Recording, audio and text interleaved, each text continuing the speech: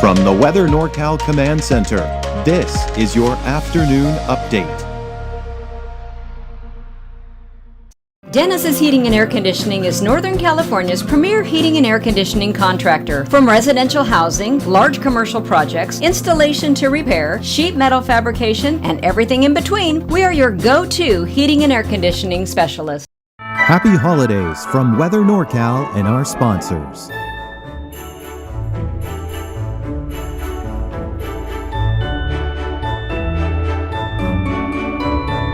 Have a wonderful holiday season. Good afternoon, everyone. I'm Meteorologist Mike Krueger, hoping you're having a good Christmas so far, and maybe you're enjoying a nice turkey meal or whatever it is you do on Christmas Day. Hope you're enjoying your day. There's still a lot of active weather we need to talk about, from thunderstorms to the gusty winds that we saw, to the heavy rainfall and the flooding potential, to the snow and your travel concerns. Still a lot to talk about. So the flood risk continues for 2 more days, today and tomorrow. Very strong winds, downed trees, power outages are still a possibility for today and even tomorrow. Lowering snow levels. We're in the middle of snow levels continuing to drop. We'll see even lower snow levels by tonight, and that will impact your holiday travel. But I do expect drier conditions to return by the weekend, and that'll continue into early next week. So for the rest of the day today, it's going to be wet, off and on showers, heavy at times, gusty winds, snow around 3,500 feet or so, give or take, depending where you are. Could see some thunderstorms in the valley and maybe some thunderstorms for the coast as well. So rainfall totals last 24 hours, still look at Chico, 2.15. This is where we're seeing some of the bigger flooding concerns and issues that we've seen over the last 12 hours or so. But you can see a lot less as you head off towards the north and to the east. All right, let's take a look at the severe weather outlook, because we're seeing those thunderstorms, and most of the thunderstorms so far today have been in Glenn, Butte County, even parts of Tehama County as well, working their way into Plumas County too. Now, there's also the potential, and a very small potential, it's in the 2% range here, for a brief spin-up.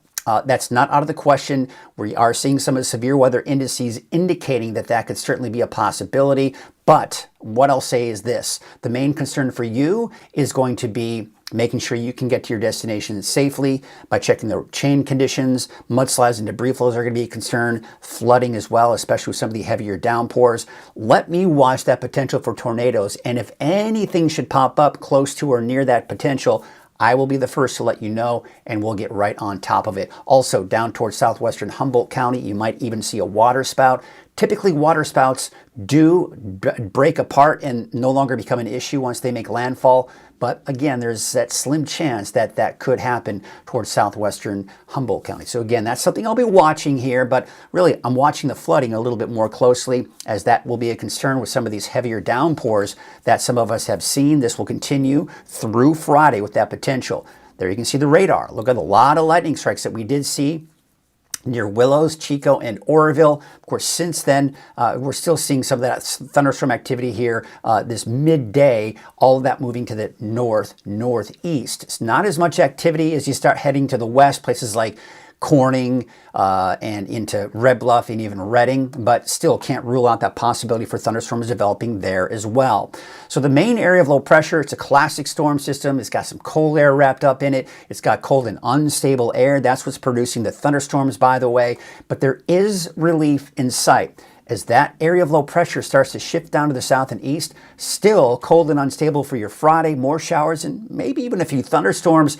But by Saturday, we are done with it all. And we're going to continue that here for Sunday and even into Monday of next week, with drier conditions working their way into the forecast. So let's take a look at the rest of the day today. More isolated thunderstorms, heavy downpours at times, snow in the mountains. Look at that. Another swath of moisture coming in later this evening, giving us another round of heavy rainfall. That will translate to heavy snow later tonight to the north and east of the valley, at least the heaviest snow. And then another swath of moisture coming in Friday morning. Behind that is another batch coming in for Friday midday, and then it starts to taper off Friday night and Saturday. Saturday still maybe a few lingering showers in the morning, but Saturday through the day should be dry. And then of course we'll keep it dry for your Sunday and even into your Monday. Yeah, Monday of next week also looking dry. Take a look at the forecast rainfall totals. It's going to be anywhere from, say, a half an inch to an inch to 2 inches. It just depends on who sees those thunderstorms and who gets caught under some of the heaviest downpours. So that's where things get tricky. Don't take your location to be an exact amount of rainfall, but you get the idea. Some areas are going to see a lot more than others. Let's talk about the snow. There's a winter storm warning in effect through Friday night with snow levels between 3,000 and 4,000 feet. Chain requirements still mainly east of I-5 here this midday around 11:22 this morning as I'm recording this.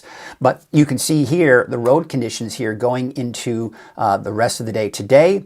You see how Mount Shasta on I-5 there, you're seeing a little bit of red. That's got a bit wintry mix. Scott Mountain Pass, most likely seeing snow, maybe a wintry mix on Highway 36 west, but plenty of chain requirements still east of I-5. Some heavy snow coming in tonight and early tomorrow morning. And once again, if you look at Mount Shasta, we never really quite get in full-on blue there, indicating that the chances for chain requirements are going to be a bit slimmer there, but we can't rule it out. Highway 36 west, yes, by tonight, by early tomorrow morning, I think you're going to see chain requirements there. It will be borderline on Highway 299 west, but all the highways to the east, those mountain passes to the east of I-5, chain requirements. And again, we'll have to watch Mount Shasta on I-5 here closely because that could potentially look at some snow. Taking a look at some of the snowfall estimates, maybe a trace in Bernie, 1 to 2 inches in lower Shingletown, say around 3,500 feet. Mount Shasta City, you might even see some minor accumulation as well as Fall River Mills, El Turris. Chester, I think you could see the most, upwards of 6 to maybe a foot of snow, but I think that might be pushing it. You might be on the lower end there. And then Susanville, about 2 to 3 inches. Now, again, chain requirements is what we've got here on, of course, all the mountain passes heading towards the Tahoe region in the Sierra. Of course, that's been the case here through the last several days. And you know what? You look at it, you can see periods of light to even heavy snow at times for the rest of the day today, tonight, and going into tomorrow morning. So chain requirements galore. It is going to be slow going if you're heading out to the Tahoe region. Take a look at the snowfall estimates, and you start getting into the several feet of snow continuing here as we go into the next 24 to 48 hours.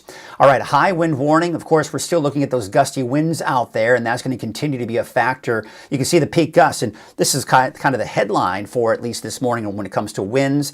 Oroville saw a peak gust of 78 miles per hour. There were around 9,000 households this morning that did see power outages. So yeah, it was definitely quite an interesting night in some areas here. Otherwise, it was generally in the 40 to 50, even 60 mile an hour range, just depending on where you are. Now, we look at the forecast wind gust later this afternoon and evening, still gusty at times, and still gusty even for your Friday morning, 30, even 40 miles per hour. But then by Friday night into Saturday, those winds will die down. And by the way, today, Friday, south winds. Saturday, Sunday, more of a north wind. And by Sunday, winds picking up, nothing major, maybe around 15 to 20 miles per hour. Nothing quite like what we're seeing here today and possibly even into tomorrow. All right, here's your forecast for your Thursday. Showers and possible thunderstorms for the valley and for the coast.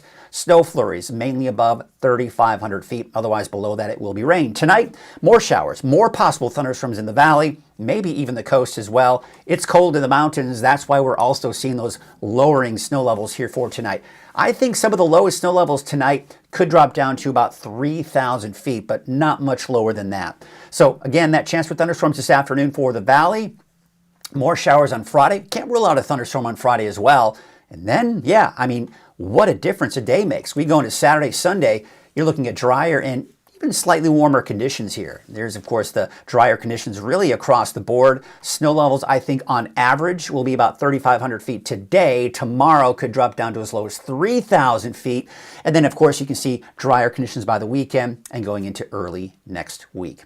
All right, let's look at your afternoon update. I'll, of course, have more in your deeper dive forecast at 6 o'clock this evening. We're going to really dive deep into that forecast and get you through the rest of your holiday end of this week, but looks like it's going to be pretty nice for the weekend. That's going to do it. We'll see you at 6 o'clock this evening. Until then, have yourselves a great rest of your afternoon and Christmas.